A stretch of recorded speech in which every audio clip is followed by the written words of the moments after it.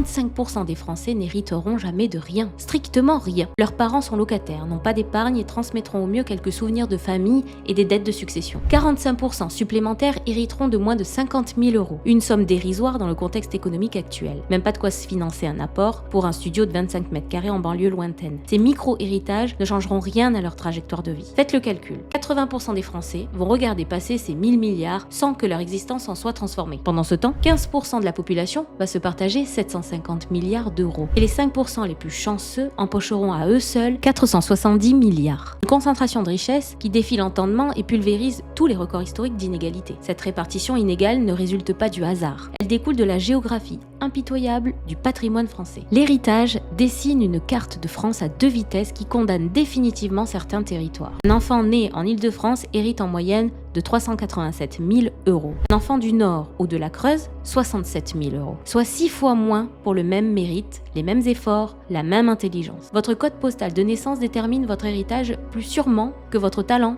ou votre travail. Cette inégalité territoriale va s'amplifier mécaniquement. L'immobilier parisien continue de s'envoler tandis que les biens ruraux stagnent ou chutent. Les héritiers des métropoles s'accumulent de la richesse passive pendant que les enfants de la France périphérique s'appauvrissent relativement. Mais l'exclusion patrimoniale ne se limite pas à la géographie. Elle suit aussi des lignes de fracture sociologique impitoyables. Les enfants d'ouvriers, d'employés, de petits fonctionnaires regarderont leurs camarades de classe accéder à la propriété grâce à l'héritage familial, tandis qu'eux resteront locataires à vie. Cette différence de statut va se creuser avec les années jusqu'à créer deux classes sociales étanches. L'héritage transforme des écarts de revenus en abîmes patrimoniaux. Deux personnes avec le même salaire, mais dont l'une hérite de 300 000 € se retrouvent dans des mondes économiques complètement différents. L'héritière peut investir, prendre des risques, créer une entreprise. La non-héritière reste prisonnière de son salariat et de ses traites. Cette divergence va exploser dans les 15 prochaines années. La France va se diviser entre une classe d'héritiers propriétaires investisseurs et une classe de non-héritiers locataires salariés. Deux castes séparées par un fossé patrimonial infranchissable.